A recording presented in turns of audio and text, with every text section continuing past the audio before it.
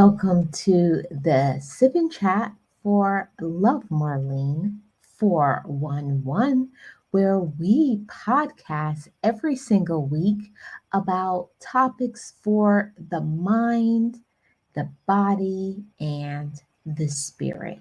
So, myself and my wonderful co host, Miss Nexie, we have a great topic for you all today.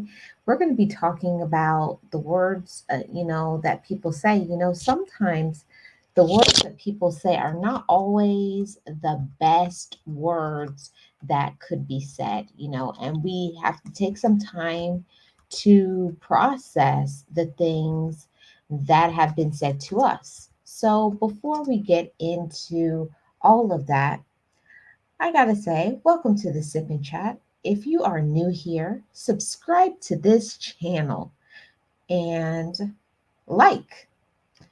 And what are you guys sipping on? What are you sipping? Sip, sip, sip. What are you sipping on, you sippers? Today, I just have my normal, my regular, smegular, my Waterloo sparkling water, the summer berry one. Pretty. I'm a creature of habit. I like the same stuff all the time. So yeah, that's what I have. So let me invite up my co-host, Miss Nexie. Let's welcome her to the Sip and Chat. Hello, Miss Nexie.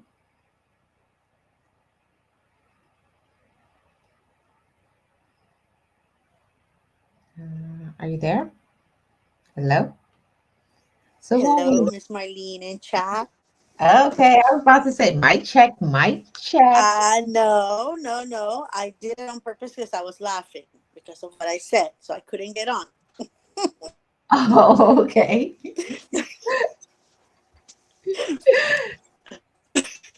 So, But Miss here I am. Go ahead and ask the question. Ask the question. yes, Miss Nexie, Miss Nexie. What are you sipping on? Marlene, the picture has exactly what I'm sipping on. A large cup of coffee. Oh, you, Today you, is you're, cold. you and you coffee people. You coffee Oh, people. I know. There's certain religions I couldn't be in because I won't give up my coffee. I couldn't follow certain. You gotta have your coffee. I Yes. understand it. I get it. I get it. I get it. Okay, Miss Nexie. So today on the Sip and Chat, we're talking about processing hurtful words. And I already started off by saying, sometimes things that happen to us, the words that people say to us, it takes us a while sometimes to process it. We hear it and we know that that hurts our feelings, but we always want to know why. Why is it that they said what they said? So let me ask you your thoughts before I go any further. Actually, I wanted to say something like more to what you just said, Marlene. It's more like, some people, yeah, they do tell us like certain words that are very hurtful. And there's other peoples who do the same thing, right? They throw these hurtful words at us, but it doesn't affect us as much. So I'm thinking that it's probably more on how you view this person or how much value this person has in your life that Mm, will make a difference, right? On the way that we receive those words. I think I think you're definitely that's something very important what you just said because like I'm in the space in my life where people really don't hurt my feelings unless they're inside of my bubble. Mm-hmm. Mm-hmm. And it, yeah, Exactly. yeah. So if you got inside Exactly, my Marlene. And bubble, that's that the means that's the whole you're, thing yeah. is that they have to be, you're right, in our bubble. That I do care about what you have to say, bubble, right? That it does make a difference on the way you're viewing me in this particular moment, or because of the words that you're saying. And I feel that, you know, we're guilty too of sometimes saying the wrong thing to the people we love, right? But I have a feeling that because we have more experience, we have gotten a little bit older, we really watch what we say compared to, our younger counterparts. Yeah, I think that's so true. And we really have to really work on how we talk to one another, because the issue usually is, okay, let me just say it that way. There's no easy way to say it, but a lot of times with our relatives can be just cutthroat, just Hmm. say things and like just blurt stuff out of their mouth and just say things that will be so hurtful and so mean and so disrespectful, and think that it's okay for them to do so. Like, it's not a big deal. Like, oh, this is the way I am. Like, oh well, take it or leave it. This is me. And that's another thing that, that's a topic for another day. But a lot of times that's the issue too, is, it's just the constant that you have to always deal with that, deal with it, until honestly sometimes you do have to cut off certain people. Exactly. And I know that I probably have stepped on some toes before, and with what I said, and I'm probably gonna step on more toes right now, because of what I'm saying. But it's why, Marlene, I had to learn to see, certain family members, whether they're my children or other adult nieces and nephews, as just that, adult nieces and nephews. They are your family, but they can be very hurtful. They can Yeah. be very mean. They can be very disrespectful. And the thing is that, they can mask it, and I didn't say any bad words, but as you and I know, we can be very, very cultured, very pronounce every single syllabus of a word correctly, and still insult someone, Hmm. still disrespect someone in the best way possible. Yeah. Oh, And I had to start. I'm Miss sorry. Nexty, your audio is very choppy. Is it okay? I'm so sorry because we had some horrible winds here. Oh, I already know. Just go out and come back. So while Miss Nexty is Can going you out, hear me?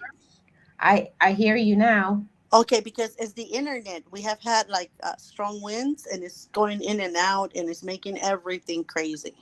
Oh, that's okay. Well, it's much better now. It sounds better. just Just just like, let me know, okay? Let me know okay. if it continues. Yeah, so as I was saying, I don't know where I left off, Marlene. I don't know what's the last part you heard. I'm not really sure, but I know you were referring to how it can be so difficult a lot of times with, family members and Oh, things that they are doing. oh, okay, yeah. That you and I know that we can insult and disrespect someone in the best, most clean political way possible, right? We can still be disrespectful using big words, or educated words. We can still be disrespectful to those around us that love us, and we love. And I feel that sometimes they think that because they don't use profanity, that what they're telling you is not hurtful or disrespectful. Oh, here's one, Nexie. Move your toes out the way, okay? Oh, hold on, hold Oh, on. oh, oh. No open toe shoes when you come to the sip and chat. You guys have been warned, okay? But I find that when your relatives, they get so used to you, they get so comfortable in being so disrespectful, that they think that they can just whatever it is that I want to say, and they put that label. Here you go, Nexie, move your toes. You're Okay. just sensitive. Yes. Oh my God. hate that label. I Yep. hate it. I very when people say I'm sensitive, I was like, I'm not sensitive. You're rude. Just plain old rude. And this is the thing too, Marlene. And I have had this experience. A matter of fact, I had an experience yesterday, and when I felt very uncomfortable in one of my relatives' houses, and Mhm. um, relatives sometimes tell their side of the story to others, right? Mhm. Your side, not theirs. They tell what you did to them, but they don't say why you did what you did to them. So I you get into somebody's house, and there's friends, or good friends there, or roommates or whatever, and they're looking at you side eye. They're giving Mhm. you attitude because of whatever this other person has said about you that you did to them, but they don't know the whole story, and that bothers me. That bothers me very, Mhm. very much. And the thing is, I try to be understanding. I try to be as as grown up as I can be, but there's a certain moment that I lose my cool, because I get tired of being used, whenever they have a need. And when they don't need me anymore, even though they're my family members, they don't call, they don't text, they disrespect, like they don't care anymore until they have a need, and none of their so-called friends can help them. That's when they call. Mhm. And They, so, that's when they only need you out of convenience. yeah, well, the thing is, Marlene, is that these people are so, I cannot say it any other way, they're so dumb, because that's what they are, and so lost in their friendship. I'm doing air quotes if you cannot tell.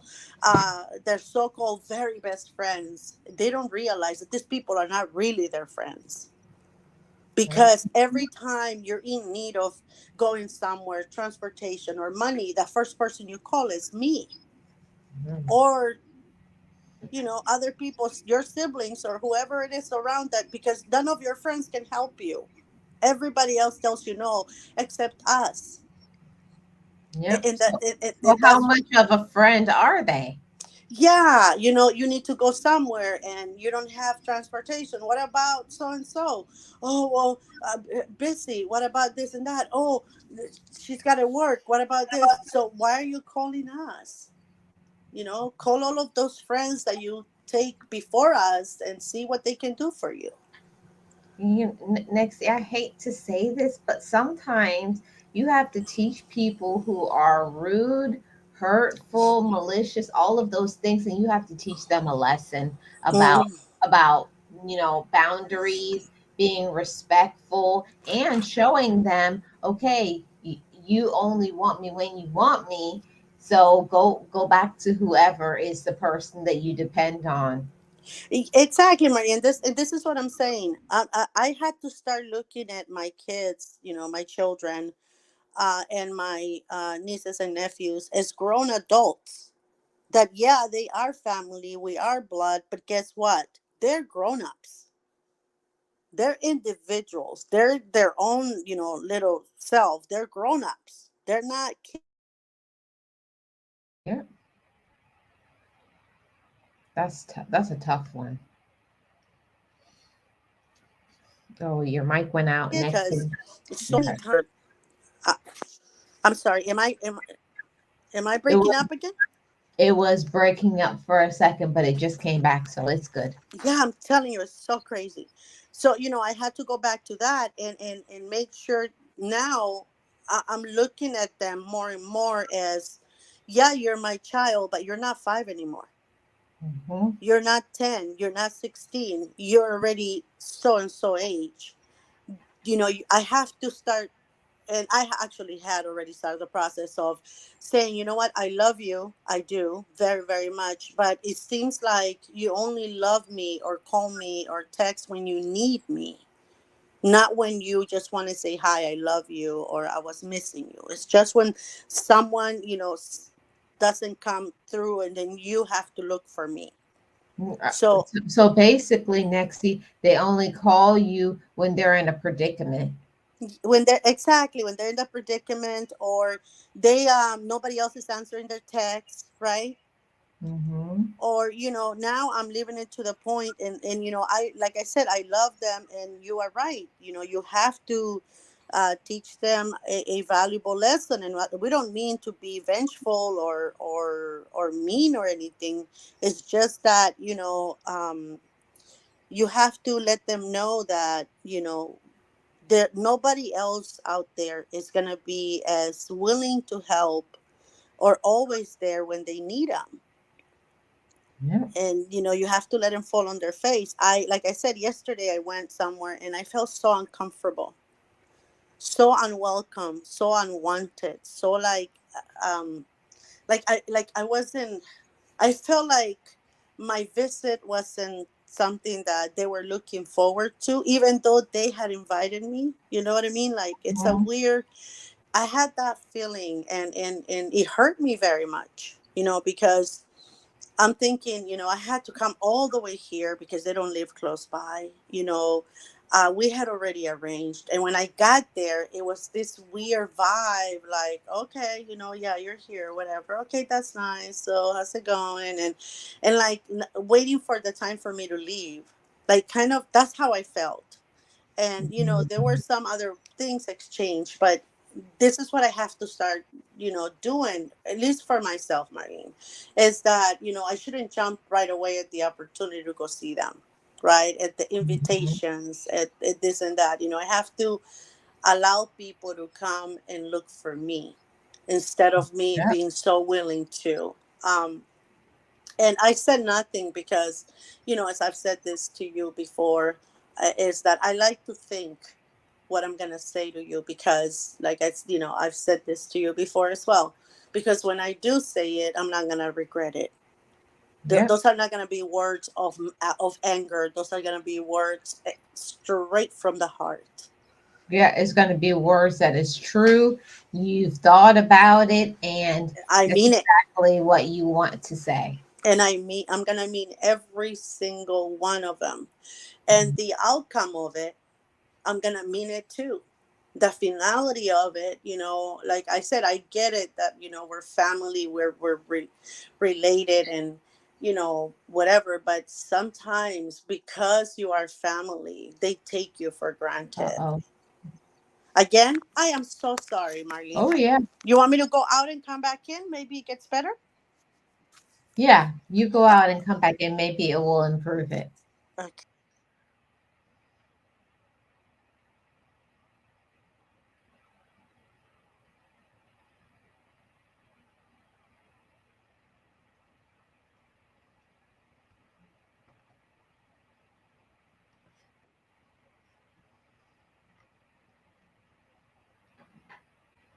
Okay. Let's try it now.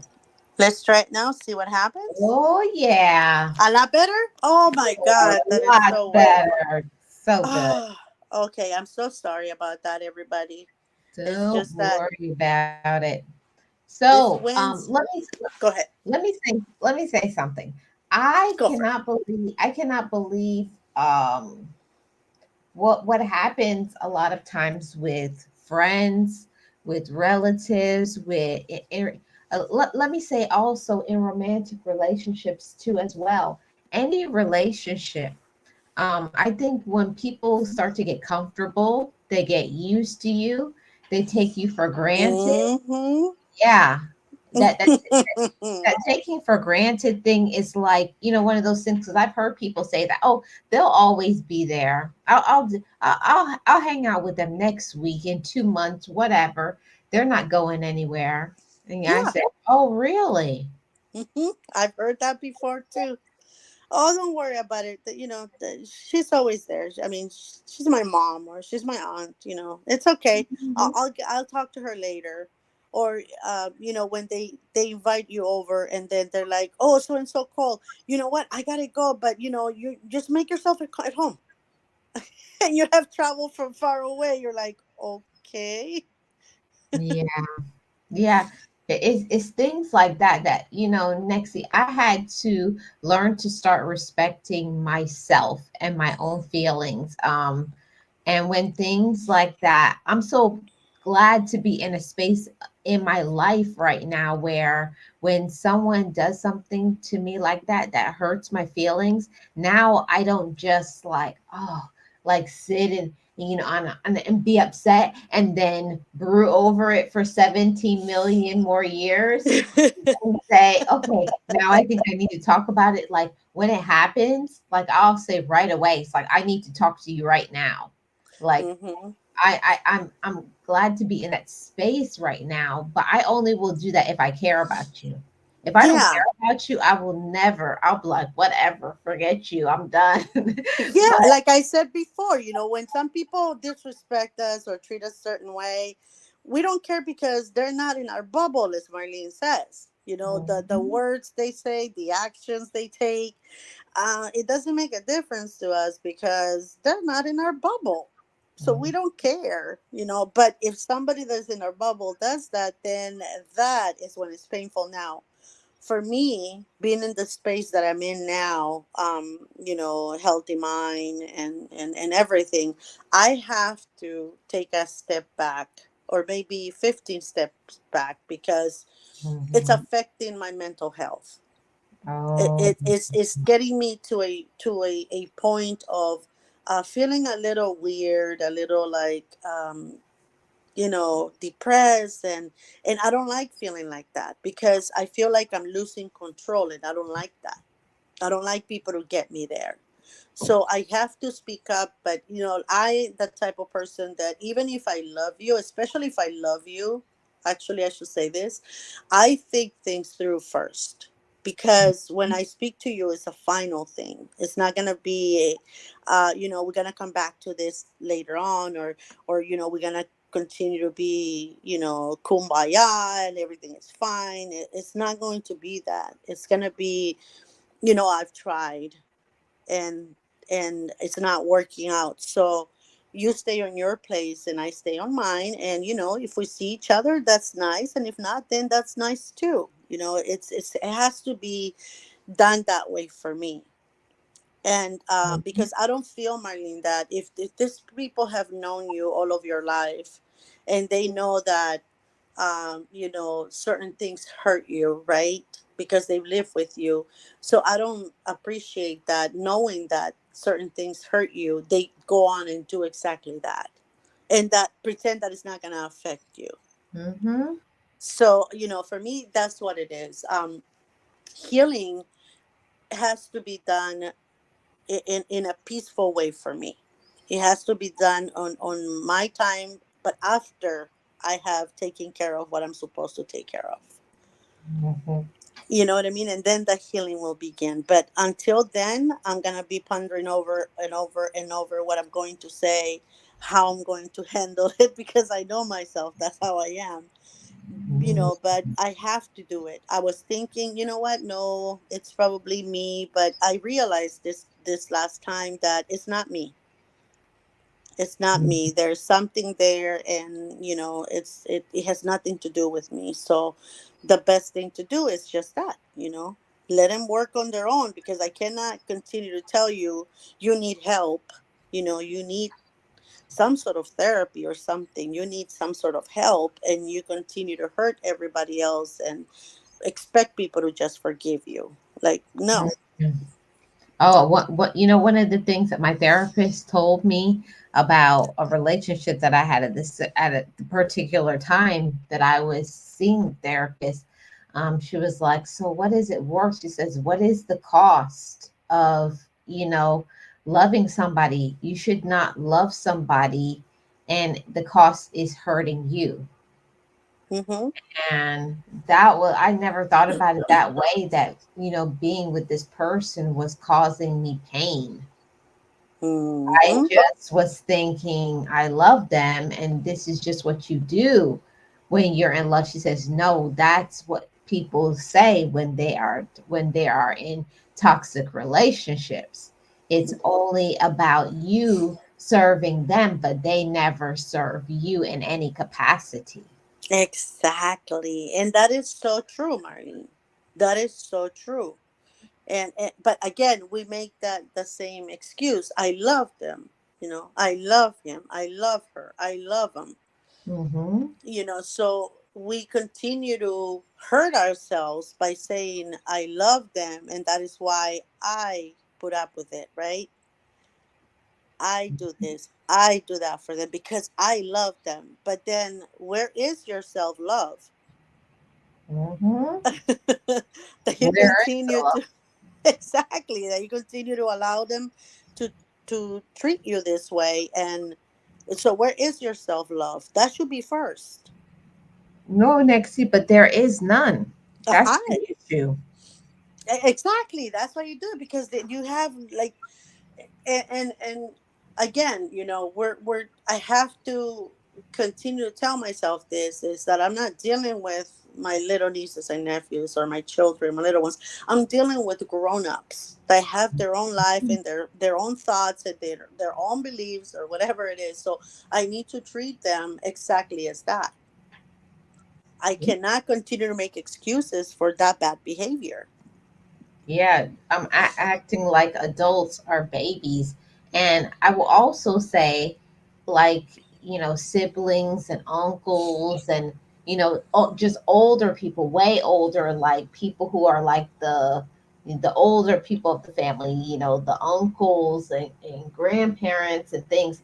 A lot of times we allow the older ones in the families to pass to be rude, to be certain things, and they just say, "Oh, they're old."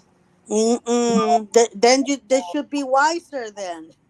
Yeah, of course it should be wiser, but I always, one of the things that I'm so grateful for therapy that gave me that healing, that it doesn't matter a person's age or status. There's Exactly. never a past to be disrespectful, To no matter who rudeness. they are. Yeah. Exactly. And again, it has to do with our upbringing, right? Our Hmm. parents, it's okay, she's your grandmother, just let her treat you that way. No, no, mom or dad, you should be the one stopping her or him from treating me this way. It's unacceptable. But because you're right, because they use their older card, Hmm. you Or, have or to or allow it. that's those are the elders of the family. Yeah, no, no. And this is the thing is, for me, family is everything, right? Mhm. That's how I was brought up. The family is everything to you. And you have to be able to accommodate family at any time, right? That's what's pondering to us. Like, family is everything. Family has to be everything. You have to put up with everything because it's your family. And I think that's the wrong message Well, to send. And well, Nexie, move your toes, move your toes. I never got that. I was like, you're teaching me something, because in my family it was like everybody for themselves.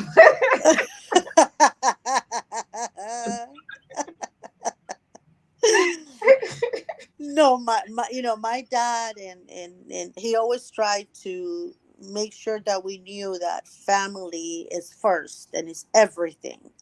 And always, like I said, pondering that on your head. Family is everything. You have to put up with anything because they're family, and we're supposed to do this together because we're family.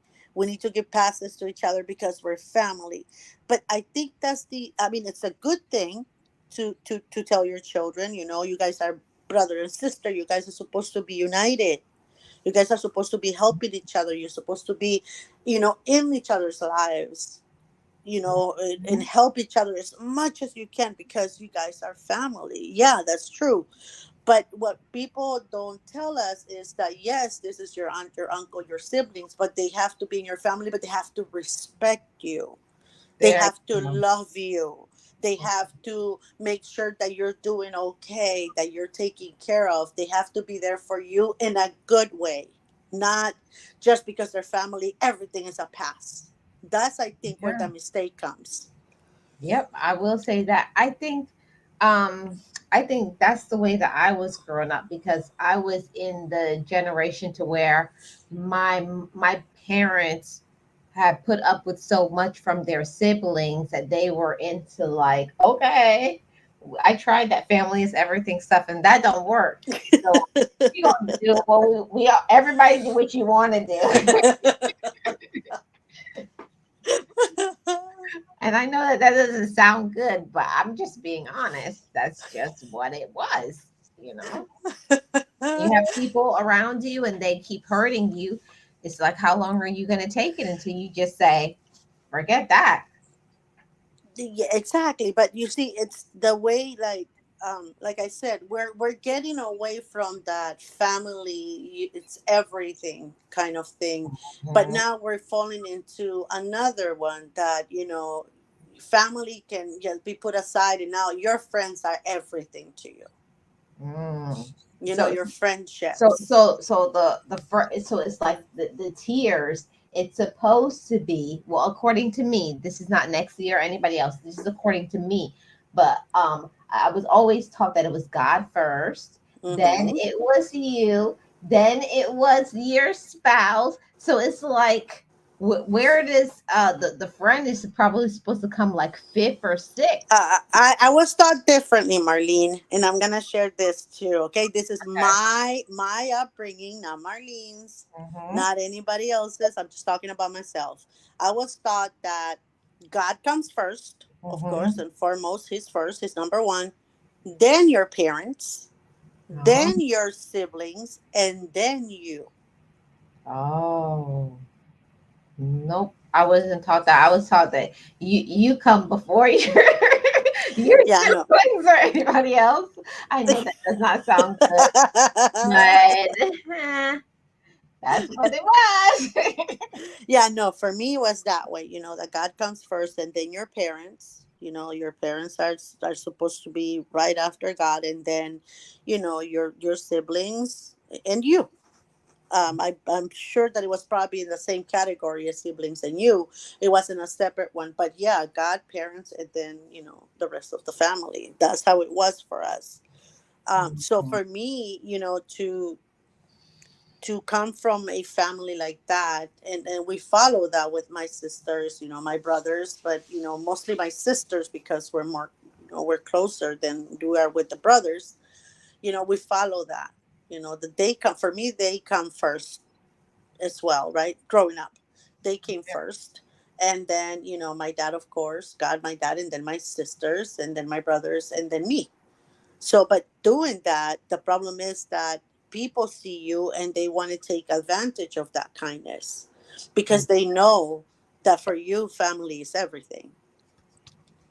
Yeah, And that's so we have to unlearn that.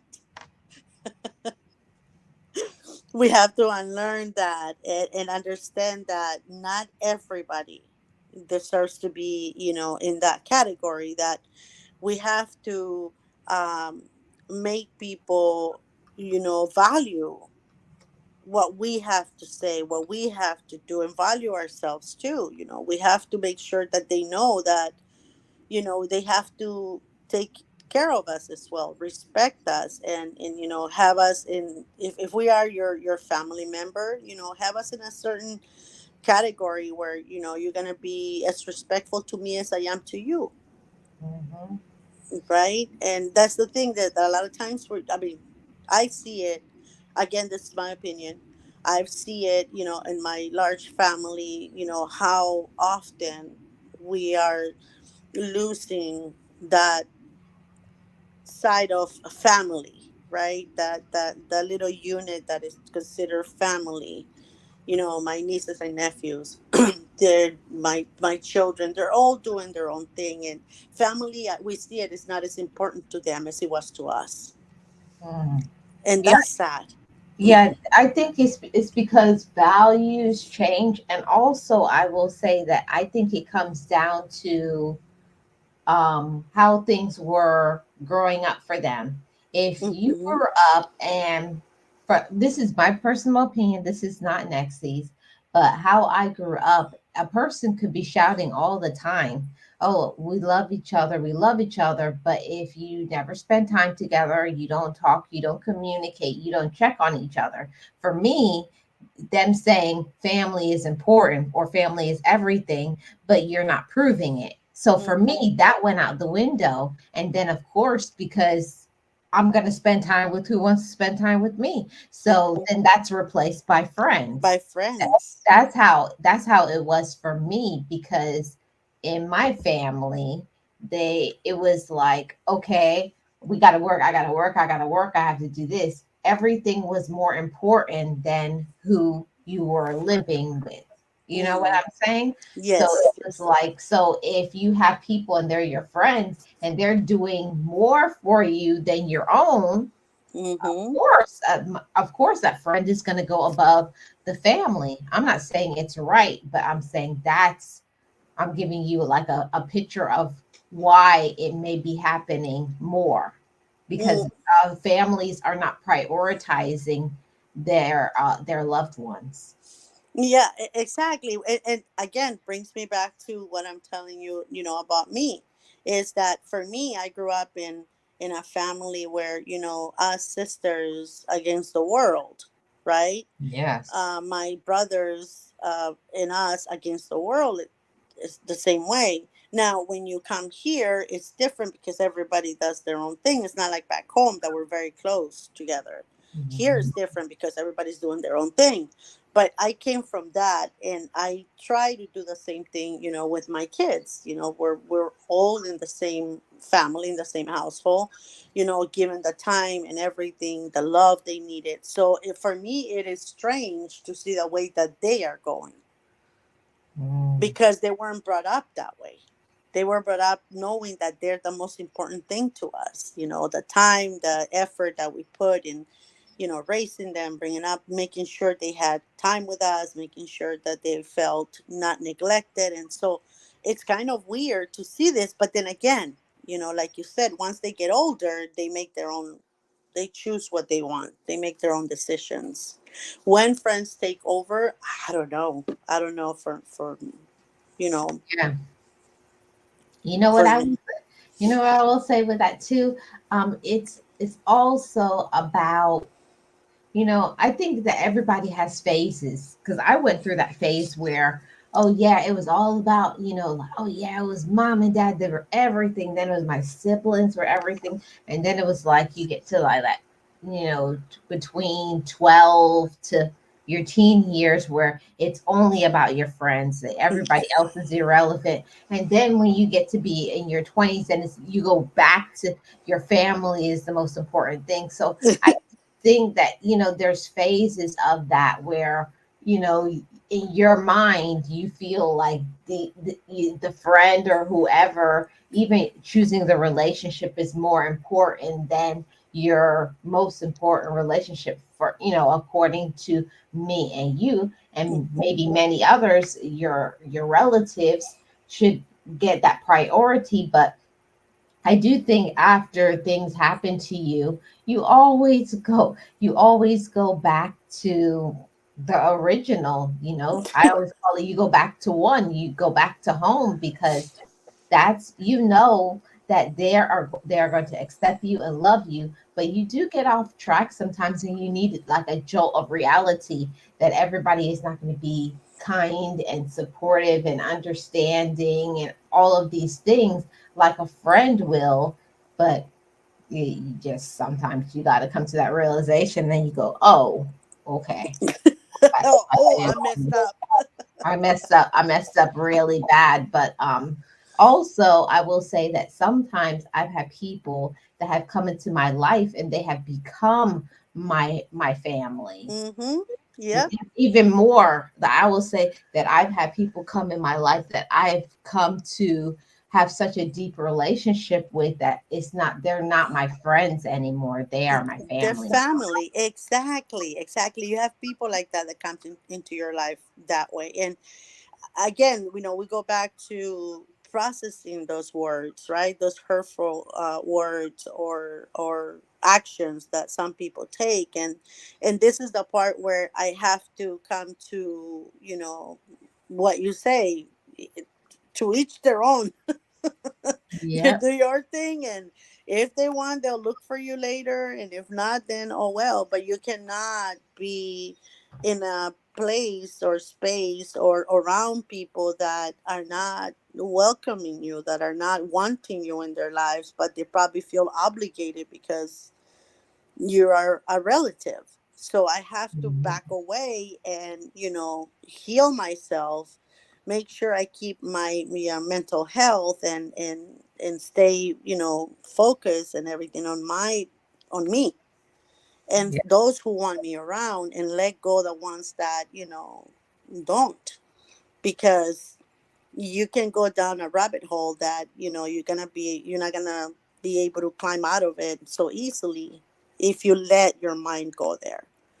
So Exactly, Nexi. And that's the whole thing about life is, after a while, you have to get into you have to get back to a balance. And a lot of times as human beings, we kind of get set apart from that. We tend to put family, other people above our own self, above, that we should be respected. We let mm, other people disrespect us, and that should never happen. exactly. And again, it's the point that, I remember, my dad. I had, when I was younger, I had a cousin that I liked to play with, right? And he had like some of the most coolest toys, and I wanted to play with my cousin, and my cousin would always push me away or lock the door, in front of me, and allowed his little friends to come over and play. And so I will be there waiting sometimes for him to let me play. And my dad, I remember my dad found me and said, "What are you doing here?" And I said, "Oh, I'm waiting for him to open the door. Do they know you're here?" And I said, "Yeah, but he's playing with his friends. So when his friends leave, he's gonna allow me to play with him." And he said, "Baby, no, no, no, no, no. You shouldn't do that. Let's go home." And I was like, "No, no." He said that after he's done. He said, "No, you don't let people put you last. You have to let people put you first. And if he's not playing with you, it's because he Mhm. doesn't want you. So let's go home." And he had to convince me. I was crying, of course, on my way home because my dad took me from there. But from then on, my dad wouldn't allow me to go to my cousin's house, and he told my uncle and my auntie what had happened, and he didn't appreciate that. And my uncle, I remember, told my cousin, like, "How dare you do that to your little cousin? She should be first. She's your cousin. You guys, are family. You guys are blood." And I think all those things cemented on me that, we're supposed to be united, a unit, and we're supposed to care for each other more than we're supposed to care for outsiders, right?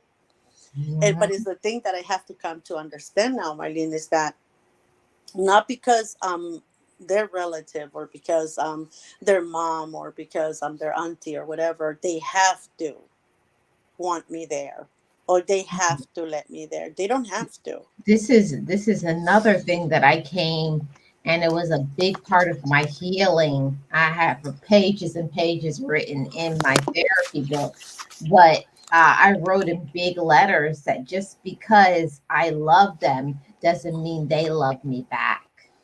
Mm-hmm. Yeah, We exactly. tend to we hope they love us, but you really don't know what people are inside. How do they really feel about me? Exactly. And sometimes, Marlene, they show you how they feel, but you just don't want to accept it. You don't want to believe it. Yeah, you don't want to accept it. You just don't want to accept. You believe it because I have come to that. I believe that that's what it is, but I just don't want to accept it because, we're family. Mm. No, my whole thing is that I know, but it's I'm not ready. I'm not ready. I'm not ready to or I don't even want to believe that. It's like one of those things that it's like putting your hand on the stove. How many times do you allow yourself to get burned before you say, I don't want to do that anymore? Mm, That yeah. I have that. I'm looking at my notes. Therapy. How many times are you going to put your hand on the hot stove, and get burned? Yeah, Where you say, "Okay, I don't like getting burned." exactly. But again, it's it's because you are at least for me, it's because I'm a giver. I like to give a lot of my attention, my love, my time, to those that or in my bubble that I love very much. But we have to learn that some are just takers of your time, of your love, of your attention, and of your goods. Yeah. They're just takers. They're not givers and they're not receivers either. They're just takers. That's it. So we have to understand that, not because we love them completely and we want to be in their life, that they wanted the same thing from us. Some people are just there because they can use what we can give them, not because they want to be part of our lives. Yeah. And that's what I'm processing that. And I think that's what it is, Marlene, is that what I'm feeling right now is that I finally have accepted what I knew all along, right? That this person doesn't want me there, but out of obligation, invited me over. Yeah, But like I'm not, feeling that they have to. because they have to. So, I want to make sure that, when I have the talk that I'm going to have, I'm going to make sure that, I bring all of my notes, because I'm the same way. I pour my feelings out on paper, exactly how I'm feeling at that moment, because I want to go back and reflect. Did it really happen this way? Did maybe I was overfeeling or whatever? And so I put it down, and I'm going to, go over them and clarify my notes and sit them down and say, do not speak. I want to speak first. I want you to hear me. I don't want to hear you guys. And then once I'm done, then that's when I'm going to say, you know what? I'm sorry, but this is it. Just, Mhm. take care of yourself, and I hope you have a good life. Yep. And that's one of the things. So when we talk about processing hurtful words, you have to first take it in. You have to Hmm. first take it in, like what? Like what just happened? And then you have to say, is this me or is this them? Am I actually being sensitive, or is this person being rude? There's a big Hmm. difference. Because my whole issue was, before I became mature, I didn't want to hear what somebody else had to say because it was true. It was not something that they were trying to be hurtful. So that's the difference, with maturity, that I would be upset all the time and say they were being mean to me or they don't like me or they hate me, when it has nothing to do with that. Certain words, we don't like it because it means that we need to put some action into improving ourselves. Exactly, exactly. But like I said, for me, it's pretty. I've been dealing with this for a little bit. For like a few years, and every time the feeling is more. Yes, it's not me being sensitive. It's not me, overreacting. No, this person really doesn't want me here. But, probably, like, I just accepted it yesterday that, hey, you know what? Yes, that's what it is. They don't want me in their lives, but they feel like they have to have me in their lives. So, Mhm. it is hurtful, Marlene, when you come to that realization that, you're not wanted there, and you know that you love them so much, but you're not wanted. That is very, very hurtful. So I have had to accept that. And then, of course, we do a little, okay, a lot of crying, because you're accepting something that is hurtful. But from that crying, the healing has started. And I'm Mhm. here talking to you about it because it's the next step for me. I have to let go. Yep. And that's the pain that I was feeling, Yep. that I have to let go. And it's gonna be for the best for both of us, I feel. Hmm. That is going to be very, very helpful for both of us, because it will give us each other time to know if I really want this person going forward in the future, or if it's a final goodbye. Hmm. It will give you time for. That's why I call it growing pains. Mm-hmm. Because sometimes that uncomfortableness is necessary because you don't want to have, harbor resentment for this person's, continue to be angry and all of these things, when it's just best while it's fresh in your mind to get it out, to tell the person how you feel, why you feel this way, how long you felt that way, and say, for the betterment, if we could ever heal this relationship, for me to still respect you, I'm going to have to walk away. Because Mm-hmm. if it gets to the level to where I start hating you, I can't go backwards from that.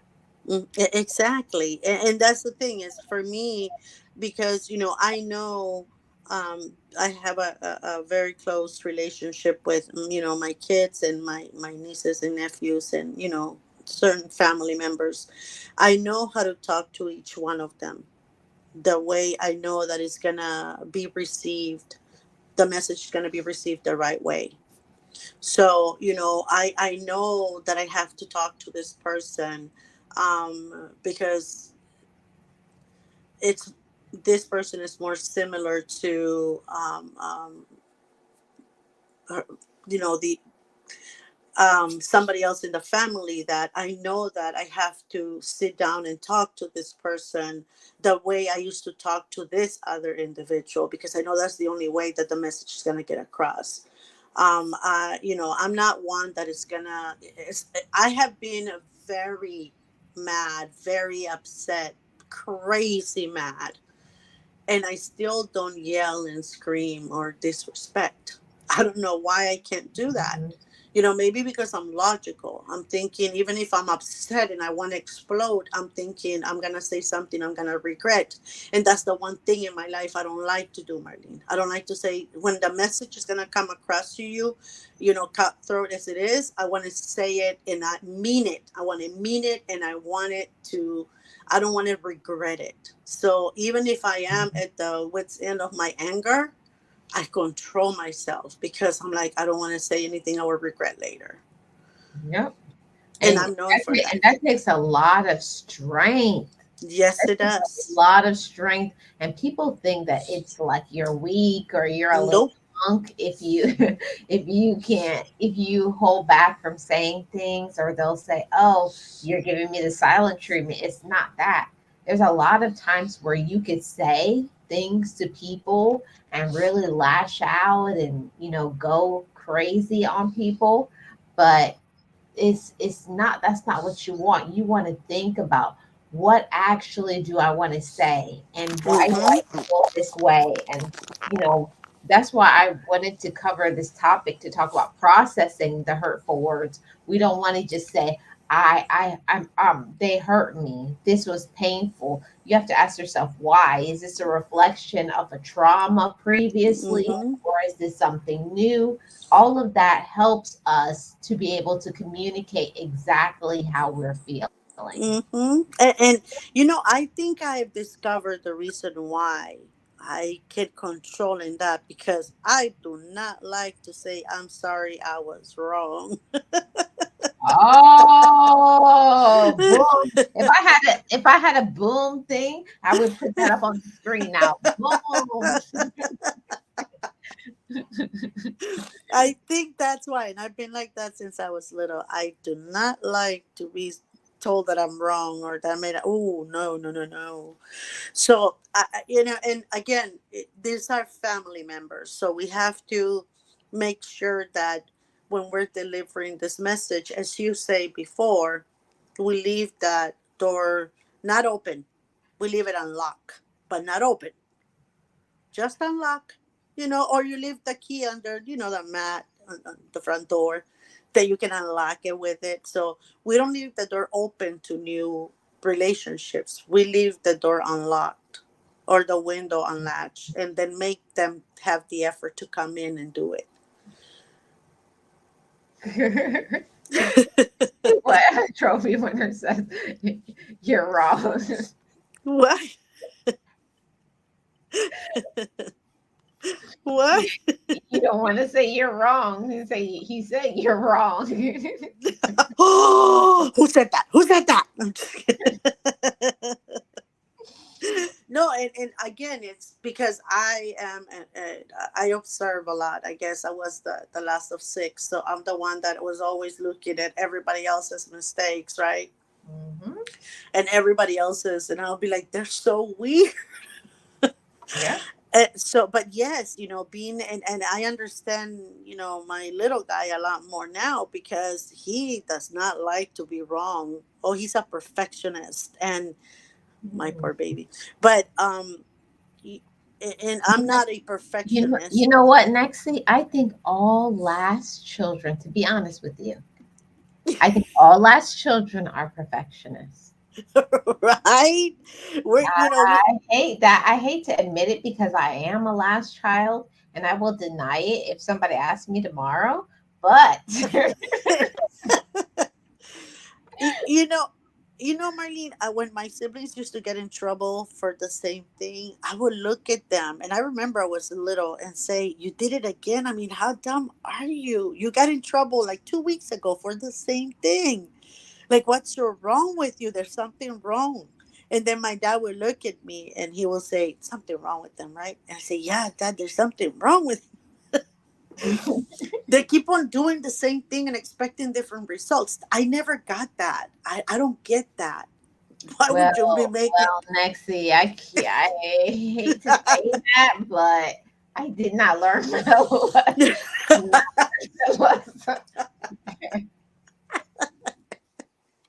Marlene?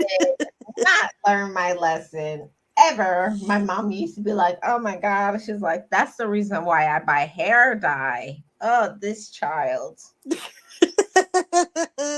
Well, that didn't mean that I didn't get in trouble. I did. I did. I mean, I'm telling you, climbing trees was my favorite pastime. And the tallest and the highest I could go, the better. And my dad would be like, "Oh, she's gonna kill me. She's gonna give me a heart attack one of these days." Because they would come tell him, she's up there on that really tall tree. My dad would run over there, get down now. But I was an angel. I mean, seriously. No, but you still learn to observe more when you have older siblings, because they are the ones making all of the mistakes, and you start learning to say, I'm not gonna do that, I'm not gonna do that. Oh, I will not get in trouble for that. No, nope. That went right over my head. I was like, that looks like fun. Okay, how far do you want me to kick this ball? You said all the way to the Yeah, neighbor's yard. I was like, go in toilet paper a house. Okay, that sounds good. Yeah, until the consequences. Yeah. That sounds reasonable.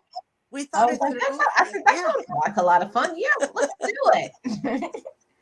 But but to be honest, when we talk about processing these hurtful words, when people say things to us that hurts us, I had to learn to get through the layers of, like, um, is that a projection? Is that a fear Hmm. of mine? Is that a worry? Is that like, you have to find out what is behind those words. Exactly. Exactly. And that's why, for me is I don't put everybody, like I said, in the same category. I don't. I have, 4 kids. All four are totally different from one another.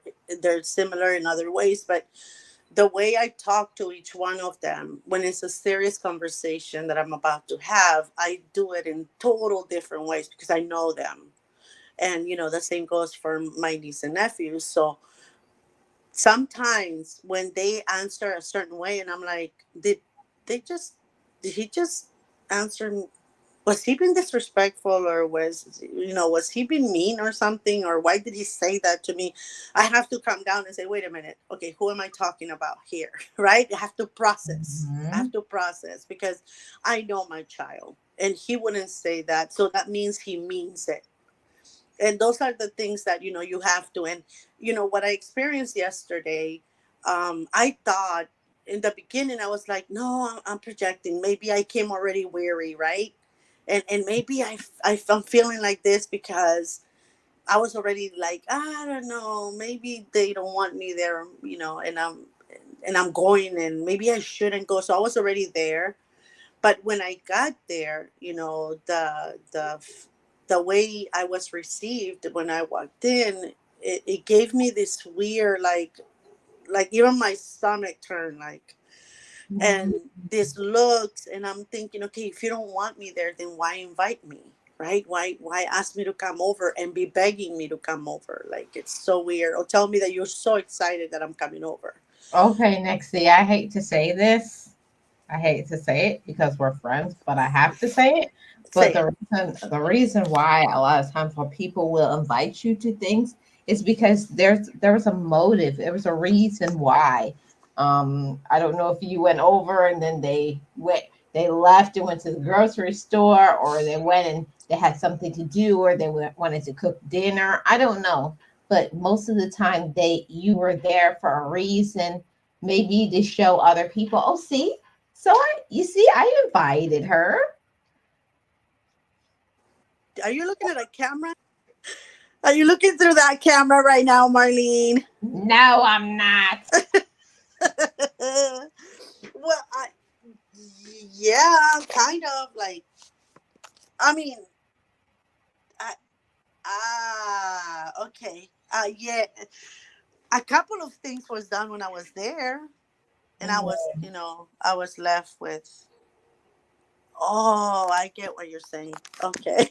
Yeah, I know. I was like processing. I was like, she's buffering. She's buffering. Oh, she'll get it in there. Oh, but then why ask? I don't know. I don't know. It was just very different. It was very weird because, like I said, I had been invited over and everything, and then this person went and got food and just got for the two people that were there already, but not me, who was coming over, and that was really weird, That's right? super weird. I was a little hurt, and then they offered, I could go get something for you if you want to, but I was like, no, no, no, no, I'm not hungry at all, and I was starving. What do you mean if you want to? That when you told me that hurt my feelings. I was like, what do you mean if I want to? Why did you Yeah. invite me here? What do you talk about if I want to? Yeah, so that in itself, I was like, no, maybe again, maybe I'm projecting, maybe I'm thinking this and that, but then, other things happen, and then, um, now that you're, oh my God, I'm buffering, Marlene, I'm buffering, I'm That's going back okay. to, Listen, that's going to be one of the emojis I'm going to make for members. I'm buffering. It's okay.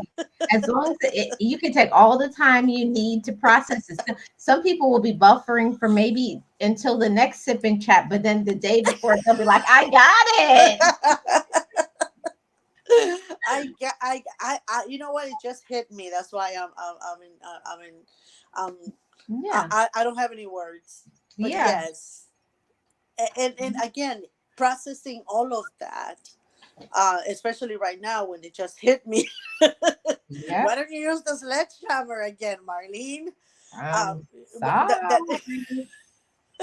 that it hits me.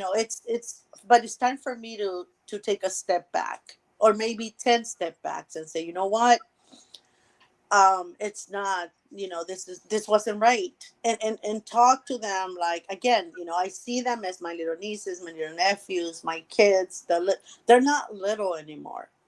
We Mm. can have grown-up conversations. We're grown-ups here, right? We can have grown-up conversation. See, but Nexie, that's the hard part. That's the hard part is when you have people in your life and you've taken care of them, like, okay, it could be your children. nieces, nephews, whoever. But when they get adults, it's hard for you to see them as an adult because of the decisions that they make.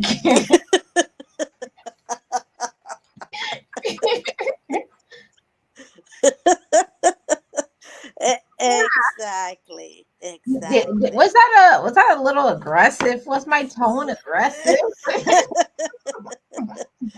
Not to how I feeling right now. No, no, no. You were right on point. It Okay. but Yeah. it is true though. The decisions that they make sometimes are, you're like yeah, they don't make sense, and you try to make sense to how they're making these decisions, but you're like, Uh-oh. Your mic went out.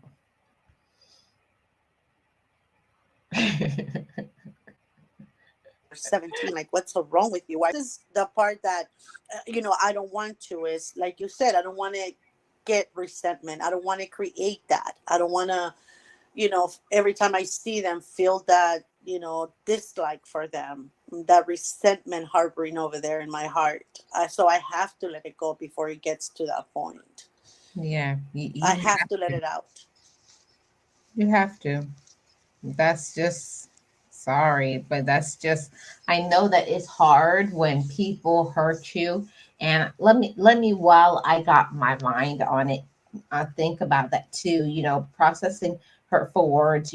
Some of the people who give us the like like the words that they say that matter to us the most are, your siblings, your children, the person that you're married to, your significant other, and your closest and best friends. Those are the people usually who have the deepest reach with us. And when they say something hurtful, I always ask myself, how long you been feeling that way? Mm-hmm. Like Exactly. when something happens, that's the first thing that comes out of their mouth, and you like, do the lean back, like what? Lean back and do that side eye look, like, Yeah, you're like, huh? how long have you been Well, carrying that in your pocket? wow. I was like, how long has that been in the back pocket? Or is that in the front pocket? Oh. Or does that come with, does that ammunition come with a gun or what? I was like, they just boom, boom, boom. They just emptied a full clip on us. I was like, wow, that hurt. But I always say that when people say things, when something happens, that's when you find out how somebody really feels because people are so honest when they're hurt. Mm-hmm. Like even Too no matter honest. how people say they're sorry, when Mm. people blurt things out and then they say, "Oh, I'm sorry, I didn't mean to say," I say, "Yes, you did. You've been waiting Yeah, to that's say why. that." See, that's why I'm so perfect. I'm so perfect, regardless of what somebody said there that I was wrong. You hold it back because you're so perfect. No, again, it's because you have to grow up, right? You have to know the people. Like I said, I take the time to know you, to know exactly when I can say something. And you always say, can I say something without you getting upset or whatever? And you have to bring up things. Don't let them bottle up. Don't let them stay in your, like, right here, because you feel like the whole, that whatever it is that they just said to you was right there on their throat, like they couldn't swallow anything anymore because they just wanted to get it out. But saying that is, for me, when people blurt things out and say, you're this, you're that, or whatever, and then they say, I'm sorry I said that, I cannot accept that. Like, sorry, why not just don't say things that you have to be sorry for?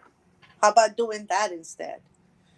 Because we don't have to go down to those levels, Marlene. We're grown ups. We should be more mature, more willing to talk to each other when it comes to these different feelings, when there's different things, and I hope, and this whole time I have hope that I have given, my children and my family members and friends the okay, and that they have the ability to talk to me, one on one, without going crazy on me.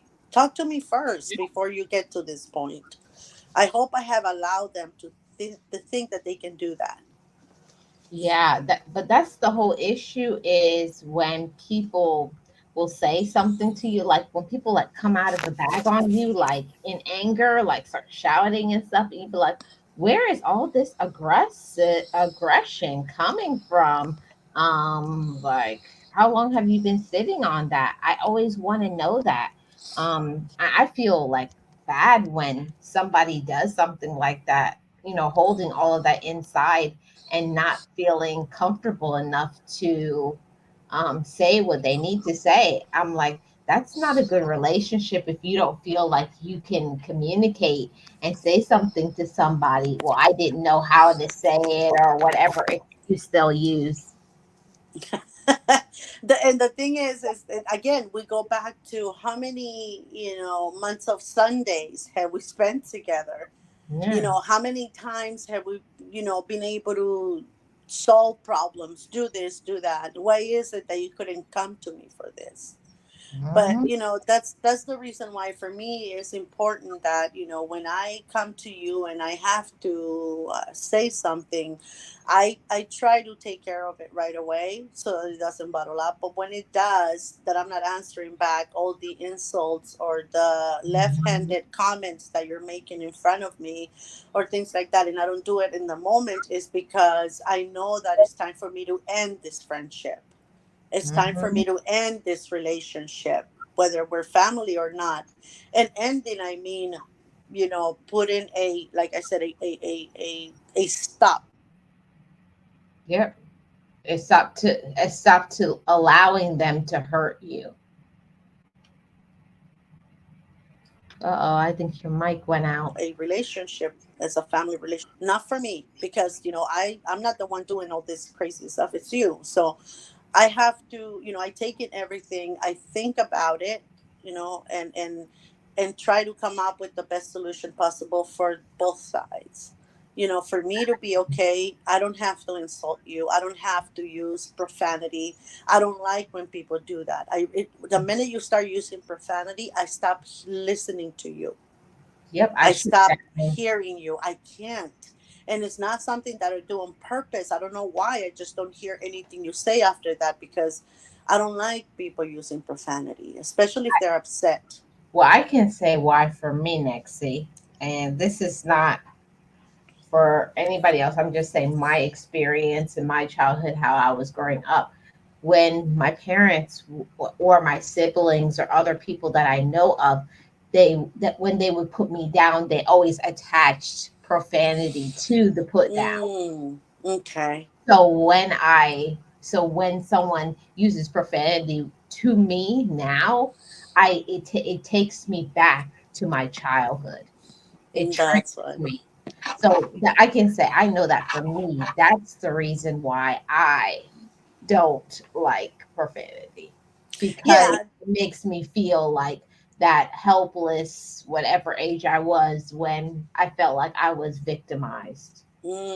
That's why. For me, it's more like, um, it may be something like that. I'm not sure because I haven't explored that avenue. But for me, is that our vocabulary is so vast and so beautiful that you can convey a better message by keeping your cool and using grown-up words than you will be by using profanity. Or and that's, again, for me, that's my pet peeve. I don't like that, because it can be a beautiful message, but if you mix it up with that, it stopped being that the moment you did that. So I don't like it. So for me, instead of going off and saying all these things that are not going to be beneficial for anybody because they're offensive and everything, and the message you were trying to convey got lost the minute you started using profanity, because now you're offending that person, Mhm. right? So I Well, feel that for me, it's better deliverance if I keep my cool. Use the words, like I said, our vocabulary is beautiful. Use words that are gonna hit a core in that person's heart. Right. and they can change, understand that, hey, this is why it's gotten to this point, and I'm not going to allow you anymore. But the message will be delivered better if, like I said, I have a better usage of words. There's so many that we can, use and bring about change.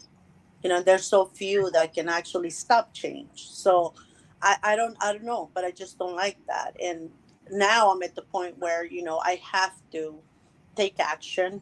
I know that it has to be done regardless of what happens in the future. But right now, for my sanity and for the well being of everyone around me that needs me, I have to put a stop to it. I have to. I have to let it go. And in the future, like I said, if that person wants to try, I'm gonna leave the door unlocked, a window unlatched, but I'm not gonna leave, the door open. They have to make an effort to do that. Yeah, yep, exactly. I always say that when somebody does things to hurt you, and especially if you've had conversation, you've communicated, one of my favorite things that I like to say when I got a great tool from therapy, and that was um, when you say this is how it makes me feel, because Mm-hmm. not all the time people say things with the intent to hurt or harm us, but it happens. So that's why I like to say that, so they can know that this is, you may not mean it that way, but when you say it, this is how it's received to me. And when we Mm-hmm. do that, we give people the opportunity to grow and to, always give people the opportunity to grow, but some people aren't really interested in growing, and those are the people that you drop. Because if somebody doesn't care about your feelings, or embarrassing you, or supporting you, or giving you love the way you need to get love, and that's a whole nother message. But a lot of times people only want to give you love served up the way they want to receive it. Yeah, exactly, exactly, and that's the thing. We cannot continue to allow. And I'm talking about me. I'm gonna say it singular instead, so that I don't offend anyone. But I cannot, and this is a decision from a mother to a child, right? Hmm. This is from me. Is that my children? They came out good kids. They are good kids, but sometimes, they do things that are hurtful, right? So as their mother, I have to tell them that I cannot continue to allow them to do this to me, because if they're doing it to me, that I'm their mom and can tolerate a lot of the things that they do, and they're behaving this way, how are you going to be with somebody else that is probably going to get even more hurt or harmed by what you're saying or what you're doing? So as their mother, I have to treat them, and I always have, the way I want to be treated. But when they deviate from that, and it's not the treatment that I gave you, and it's not what I have shown you through your entire life, then I cannot accept that.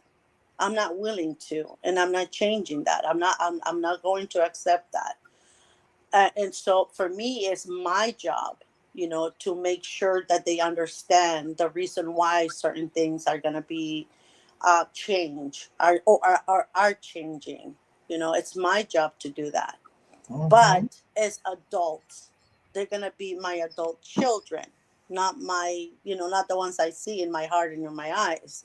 They have to be taught as adults that they are, because now they're out into the world, Marlene. If I allow them to do certain things to me, gee, what else are they gonna do to other people outside? Yeah, No. So it's I my job.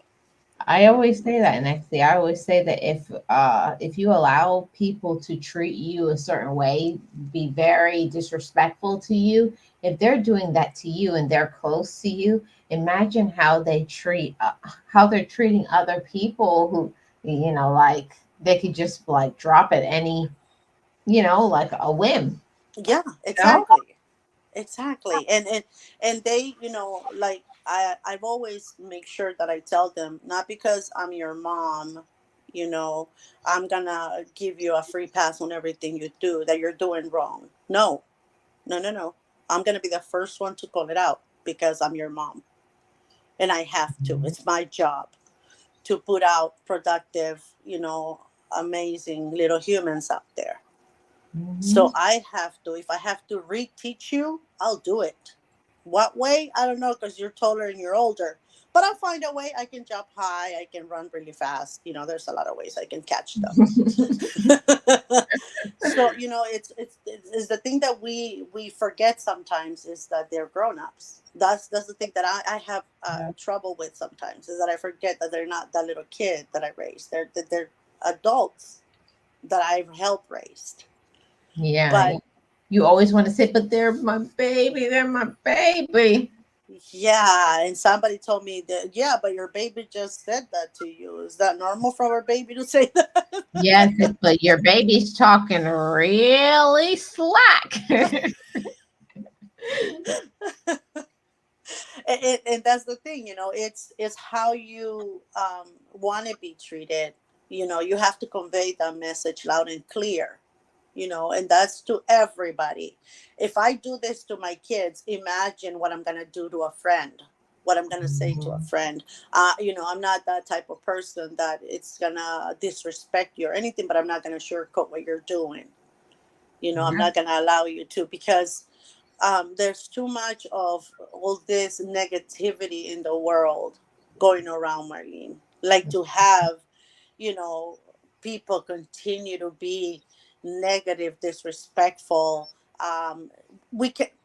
I have this problem with people. I'm keeping it real. That's who I am, and you hear Yeah, my little this is who fingers. I am. This is who I You say am. I'm keeping I'm it real. real. I'm about my I'm business. Yes, but guess what, sweetie? So a lot of people have been unalive because of their business. Hmm. So Sure have. Oh no, I think your mic went out, Nexie.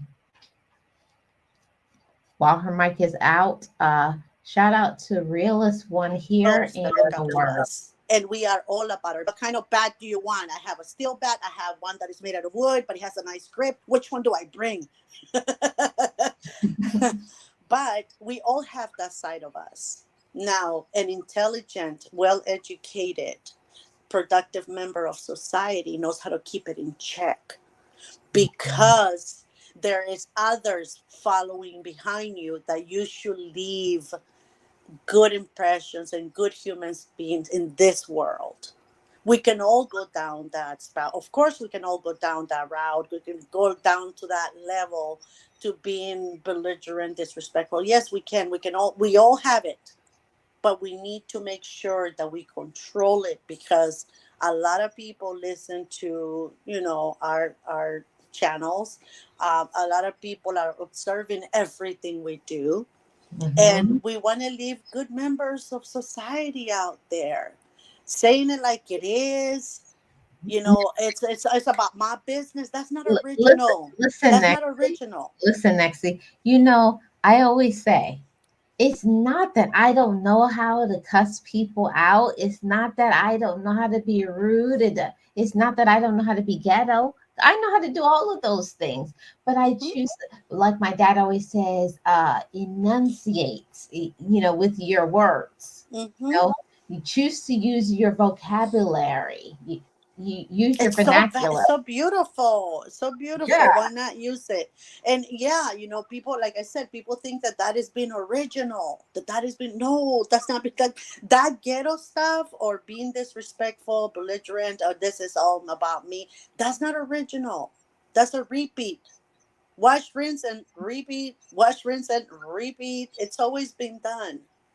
And I'm not here offending anyone. I'm just saying. I'm just telling you how I do live my life, and my kids around me. So w- doing that, this is, I'm real, this is who I am. That's not going to get you anywhere. If Mhm. anything, it's going to show others how smart or how small your brain really is. Mm-hmm. Like okay, when you are challenged. That, like, okay, I'll say it this way, Nexie. I always say people show who they are when they're mad. For Yes, real. ma'am. When you're really set off, and then when you see people, like they turn into a wild animal. Listen, when I get mad, it's very comical. My whole family will be like, oh boy. Run. Yeah, when you see when my one of my eyebrows goes up, Get ready, cause because yeah. my words, I will tell you off in the nicest, nastiest way you have ever heard. I was like, oh, you want me to reach all the way deep down in my thesaurus. But again, you see, that is the difference. Um, my kids, and I have grown children, 36, 34, 32, and 22. They're grown Oh children. no, that's not possible because you're 30. Well, I turned 30 this coming up year. I'm still 29, which my kids are still debating on how in the world did they come to this age and I'm still 29. Yeah, that's That's impossible. that's neither here or there. But my kids, I have a son who is military, and Marlene, I guarantee you, that boy has never raised his voice at me. My daughters have never raised their voice at me. Not because they can't. It's not that. It's because I have never allowed that, because I don't do that to them. Hmm. So I have never allowed that disrespect in my family. I have never allowed them to be, using profanity or what do you want? No, I've never done that. I have always kept them in check.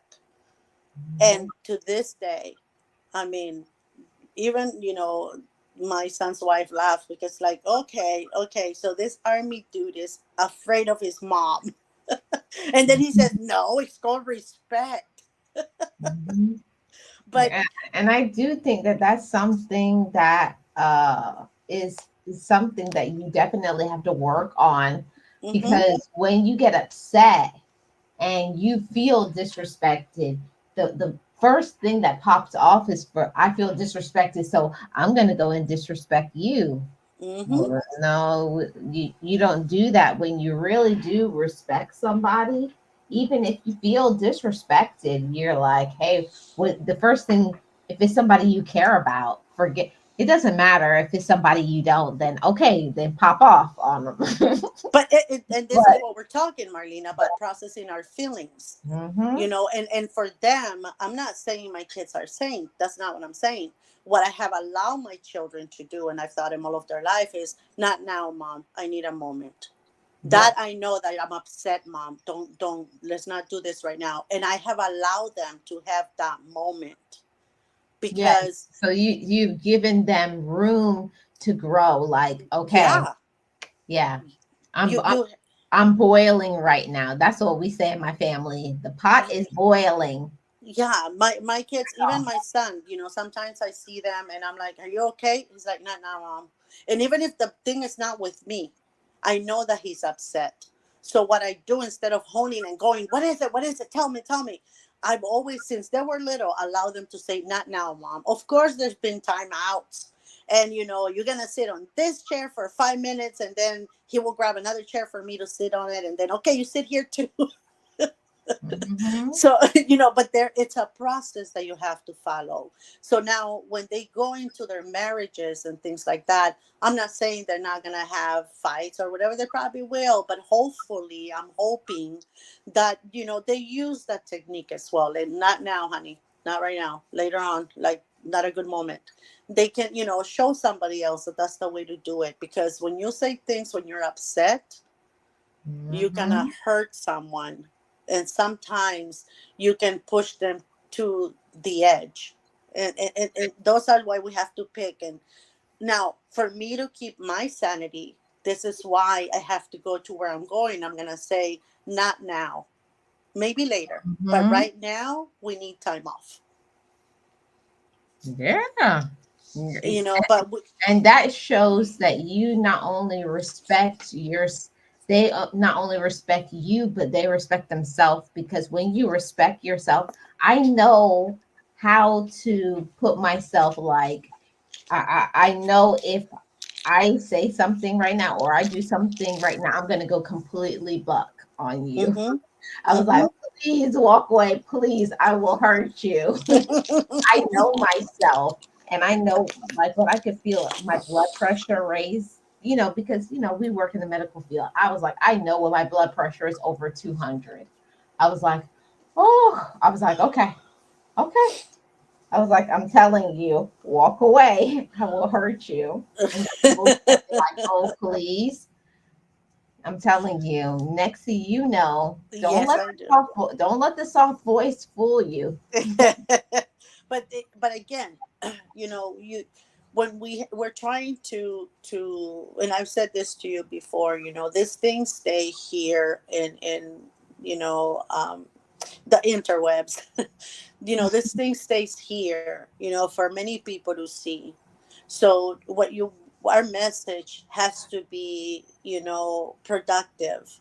It has to be messages that people can relate to. And if they cannot relate in the way that we're delivering, then hopefully they will take the message and practice it in their home and change the way their messages have been delivered in their homes.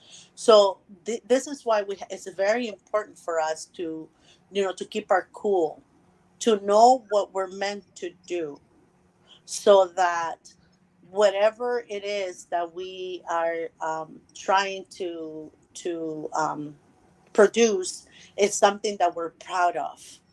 But we cannot be all over the place with messages saying today, oh, I yelled at so and so, and tomorrow, I calmly talk to this person. No, we have to make sure that everything we're doing has to be with what we are, with the essence of us.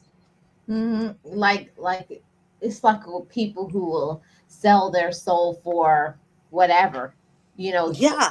for clout, for whatever, for a relationship, for a friendship, for a business deal. It's Yeah. like no, it's like no. People who make moves like that, when I see things like that, I was like, you got to move far away from me because if you'll throw your mom, your sister, your brother, your best friend under the bus just so that you can get a raise. Eh, Mm-mm. again, all that goes to how we are being brought up.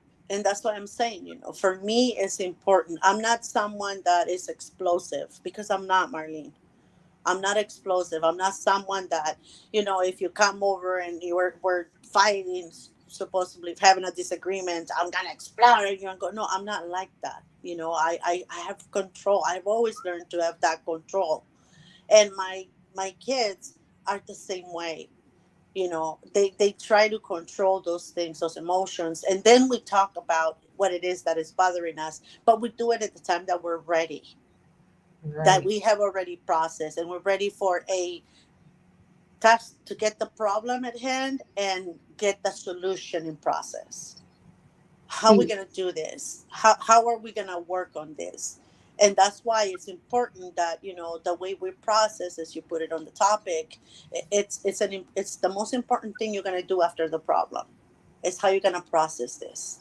Nexie, but that's maturity. And unfortunately, the majority of the population is not mature. But They, they're not. maybe, Marlene. No, but maybe through this medium, maybe through these talks, and maybe somebody can get the message. And if one person gets our messages and applies a little bit of what we're talking about in their household, they can make a change. Because not because I'm, you know, blowing my own horn, as they say, but I'm very proud of what me and my kids have. The relationship that we have, that we can have differences. Can have differences on whatever it is we are, but we never disrespect each other. Yeah. We always come to that grown up. Even when they were little, I never treated them like, oh, you're so little, I'm going to let you do. No, I treated them as an individual. I knew how to talk to the one and the other and the other. We all have to. And hopefully, by us conveying these messages, having these talks, somebody's gonna get something out of it and maybe apply it in their household, Well, and that's I, why we have to be very careful. I'm so glad that you said that you have that in your household. See, you had that in your household. I had to I had to start processing that as an adult, realizing that I didn't come from that. And I could stay in that and say, oh, well, I grew up that way, and this is the way I am, and just stay in that. But I said, no, that's not good. Just because you grow up in a certain environment, it doesn't mean that you have to receive it as your own personal truth.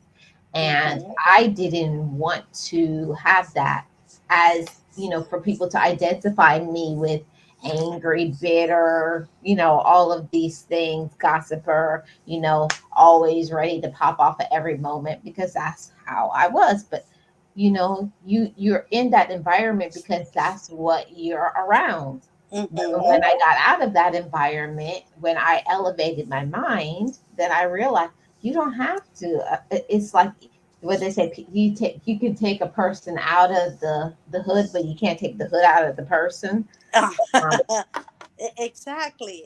And again, change, it starts with us. mhm. We're the ones that are driving this change.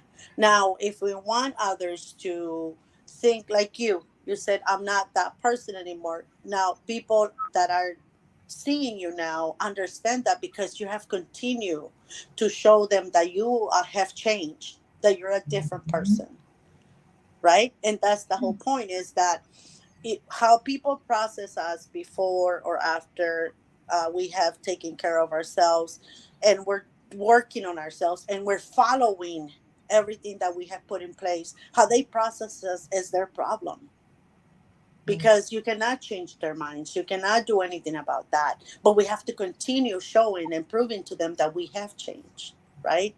Yeah, Or that we have made a change. And so that's the only way that I feel that we can convey that message in the best way, is to stay true to ourselves. yeah. You have to stay true to yourself, and it also is important to make sure that the people that you are around are people that are worth that time and that effort. Mm-hmm. They have to be worth it.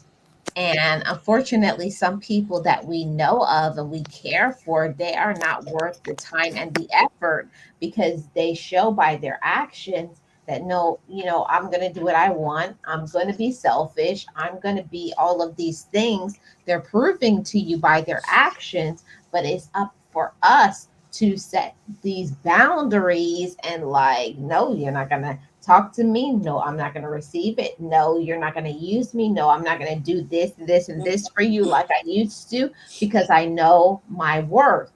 Mm-hmm. When you have that sort of power, you move differently. Exactly. And again, it's your power, right? It's your Mhm. power, and you have people in your life and around you, and even here on this, on YouTube streets, you have people always trying to get you out of yourself, Mhm. trying to mock you, right? Or trying to show that you're not the person that you say that you are. They're always trying to do things like that because they don't know who they are. Mhm. Now, you know who you are.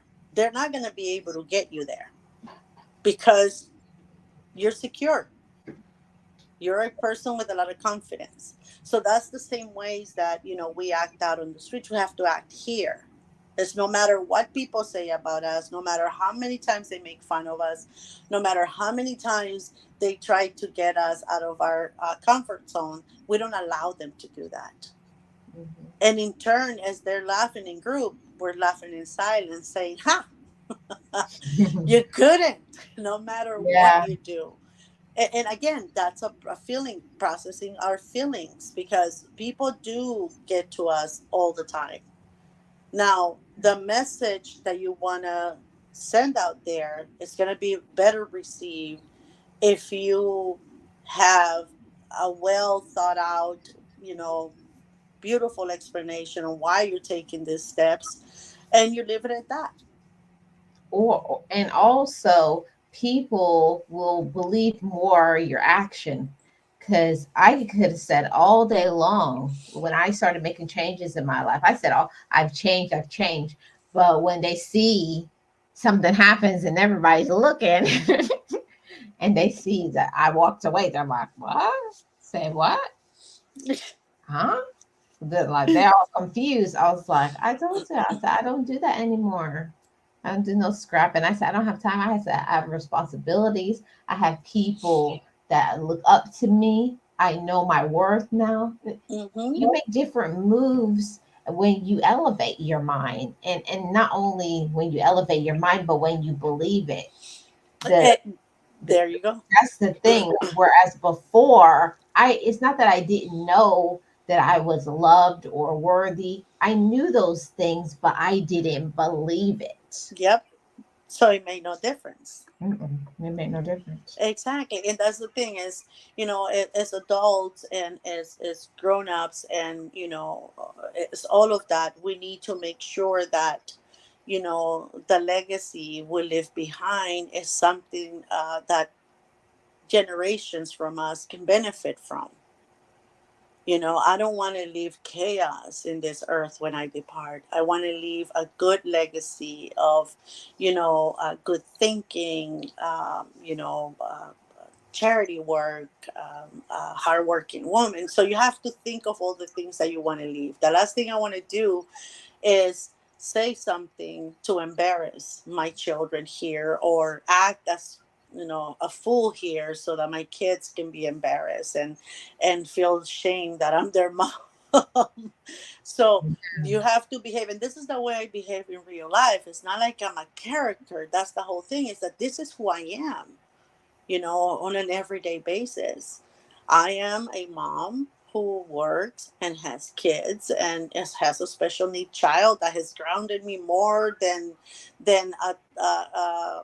a two weights of 1,000 pounds each. Like, Mhm. he has grounded me to the point on where you have to, uh, every day you learn more and more how to control yourself, how to Mhm. assert that control, because with a special needs person you need to know what to say, how to say it, and at what time to say it.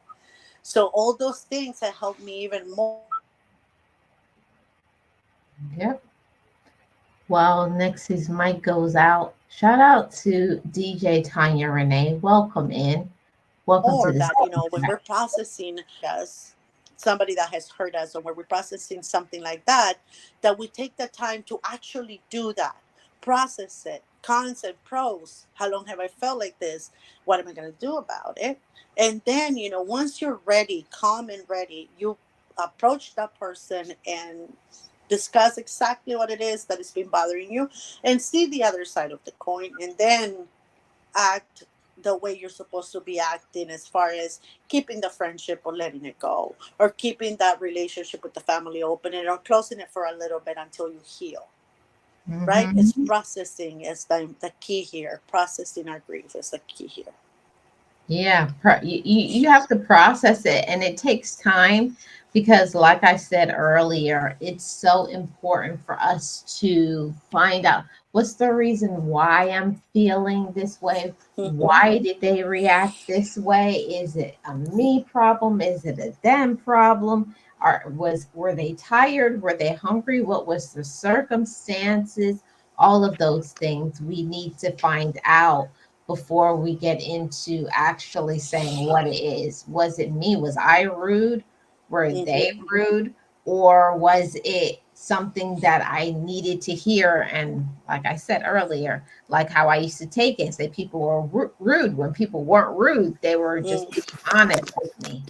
Mm-hmm. Yeah, all those things have to be done, because that is the difference between being a grown, well-rounded, adult, and just an adult child, right?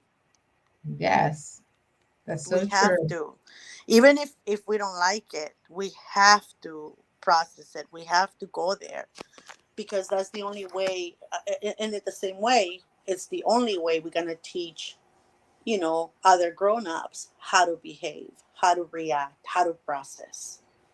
Yeah, that is true. And one of the things that I will say is that I had to start it within my family after, the major, what do you call them, the matriarch of the family, when they had passed on.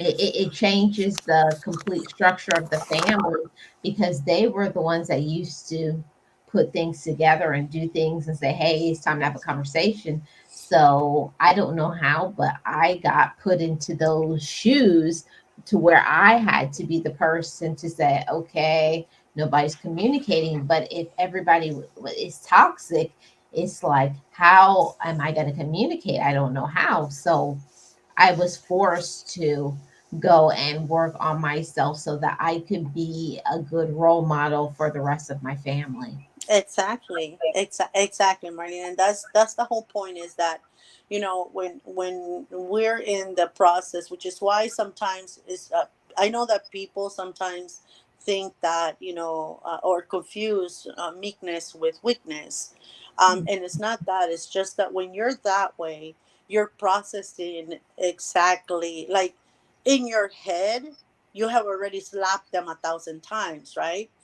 But you don't want to do the same thing with your tongue. You want to make sure that when you open your mouth, you know whatever it is that they have said to you, or what way they have hurt you, that you're going to convey that message and pass it on so that they can understand it the better way, by just keeping your cool, keeping yourself calm, even if they're in your face. Because I've had people like that that are they're all on my face, and I'm telling you, Marlene, I have had to restrain myself from not pushing them away. I just let them go, and then I remove myself from the situation before it's too late, and then I go process what just happened. And people have come back and say, I'm sorry, but guess what? I don't accept that because you don't mean it. Hmm. Prove to me that you are. And it's going to take you a lot to prove to me that, because I've never done that to you. Yeah, So, when people do things like that, you have to understand the situation why. Not giving them a pass, but sometimes people process stress in their life in a very negative way. mm-hmm, um Not giving people a pass, but that's the person that I was. I used to, like, everything that I was holding in, the conversations I was having or not having, traumas from the past, all of it. So when somebody would come at me with something, it was like I pulled everything from inside of me and, what, you want some of this? They're like, huh, what?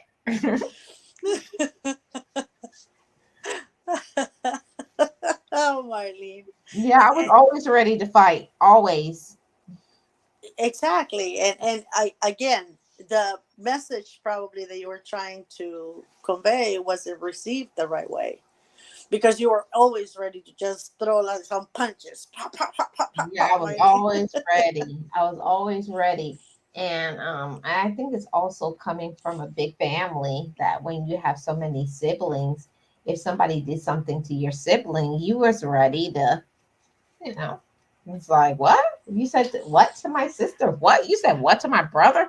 Come on, let's do this. Never been like that. Yeah, well, we had to Never. be. Well, Never have I ever. my father made us be that way, because my dad always said that even after me and your mother are gone, you're going to have is each other. And it's a true statement. Yes, but I have never been like that. I don't know why I don't have I was wings. always ready. I was like, come on, let's do this. And I was the smallest one. They'd be like, what you doing out front? Move back. That's what I'm saying, Marlene. I cannot relate to that. I have never ever. Ooh, I don't know why I don't have no wings. I don't know why I have no wings. But I'm just saying, my dad used to say, "Well, you don't have to do nothing. Marlene's gonna fight. So, just tell me the word and say, come on, let's do this." We're ready and willing, right? Yeah, but it shows how much I have grown. It shows how much I've grown as a woman, that I don't have to, use my fists. Now I know how to use my words. Now I know how to control myself. Now I know how to be like, okay, was I jumping to conclusions? All of those things I learned in my personal growth, that sometimes we think a situation is a way, but it's a projection, it's a fear, it's lots of things. Not saying that things can't happen to us, but for me, I used to always think that people were against me. Like, I don't know. I know people like that now, and I look at them and I say, "Oh, you were me 7 years ago." Yes, ma'am. I still, because people who always say, "Oh, why you looking at me like that?" or "Why you talking about me?" Nobody said nothing or talking about you, but it's that projection from the inside of Yeah, something you need to deal with. exactly. And that's the thing, though. That's what I'm telling you, is that, sometimes we're too ready to fight, Marlene. We're Uh, too ready to well. we're too ready to go there. What people don't expect is when you don't go there. And you just look at them like they're some kind of fool. No. And Uh, they're looking at you like, what, you're not gonna react? I'm not going to. I'm going, Why? no. I said we've grown through that. I said we've matured through that. No, it's time for the what I call it, the baby bop days. You know, like Barney. Yeah, those Yeah. days are over. The baby bop Yeah. days are over. You know what? You've been watching way, way too many episodes of Barney. Yeah. Let's do this, Marlene. Let's do it.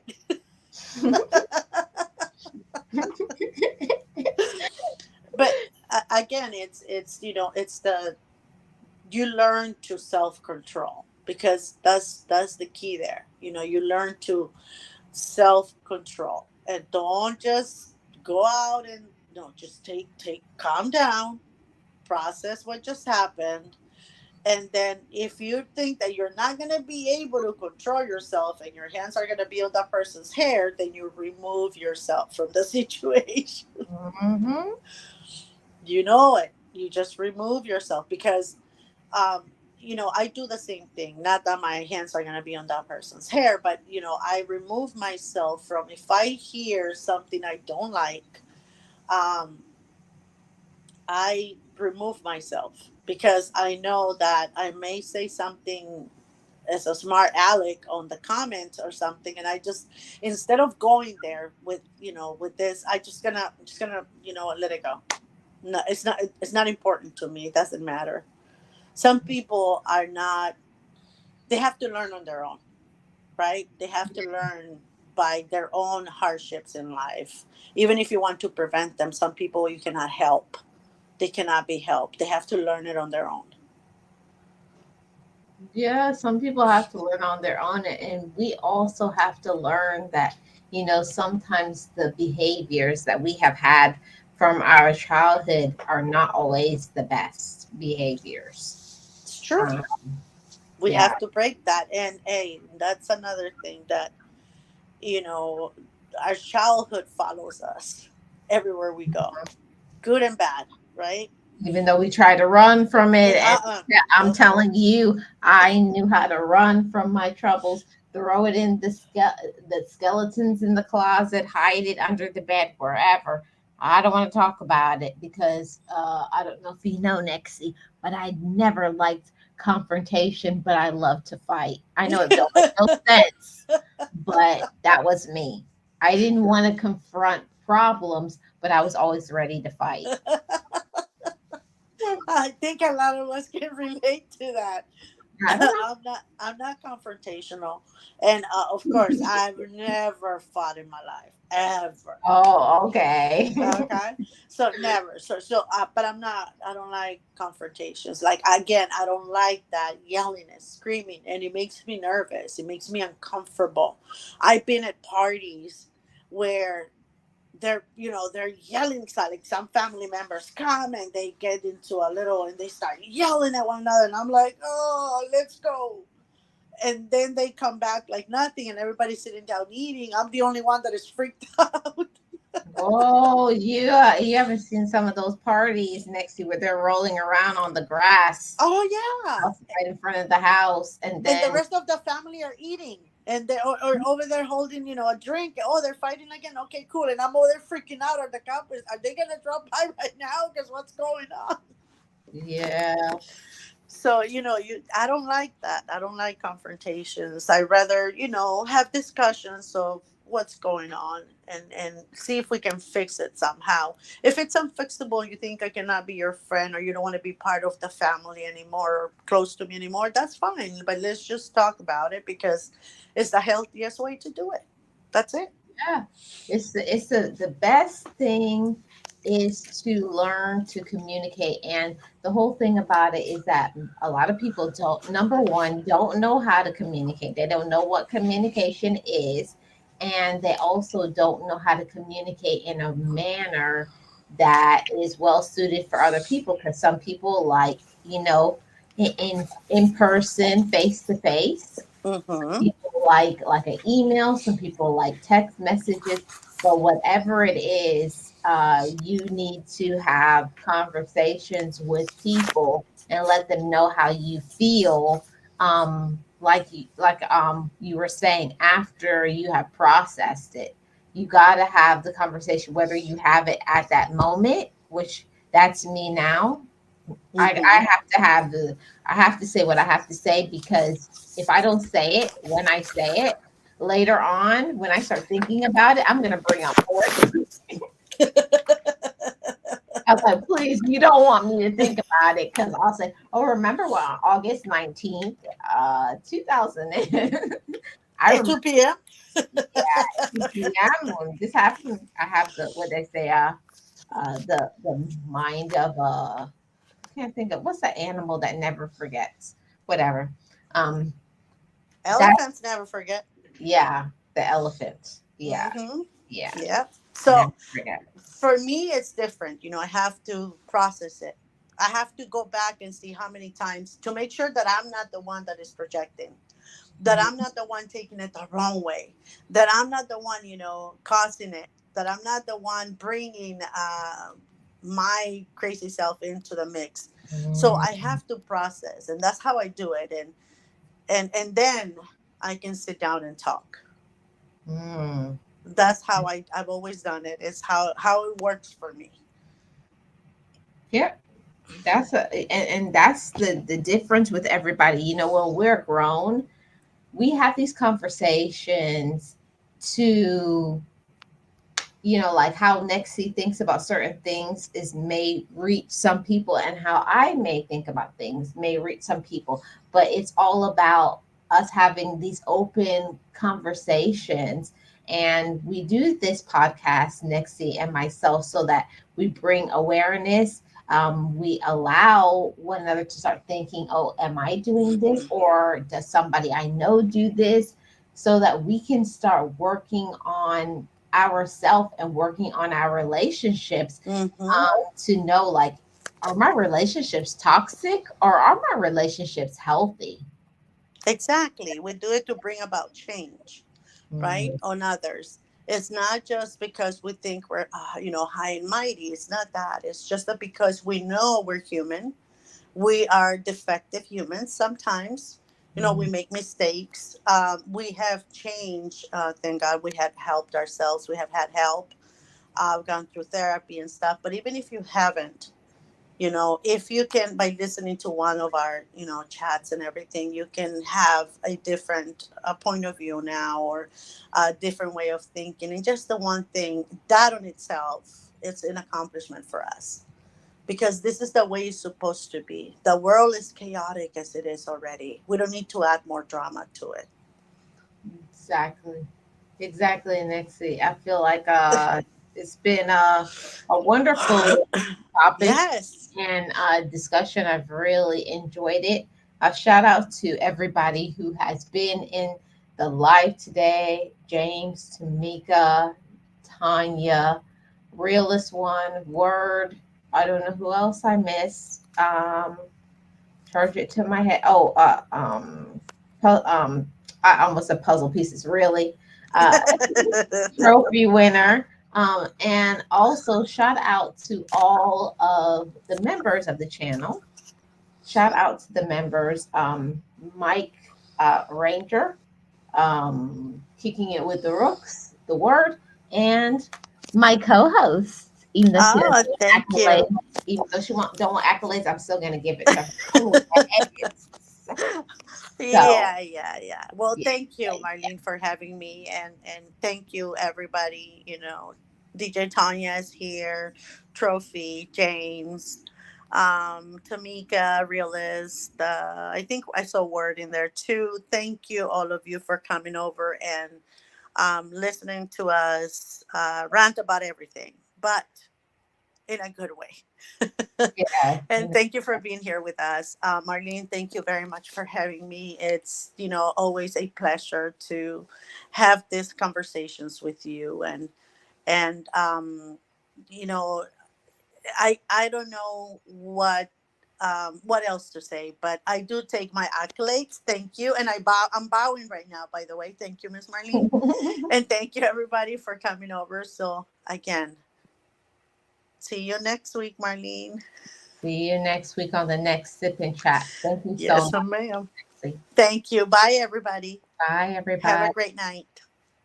And everybody who's tuning in, watching on the replay, leave us a comment in the comment section. And if you have not subscribed, subscribe to this channel. See you on the next one, everybody. Bye bye.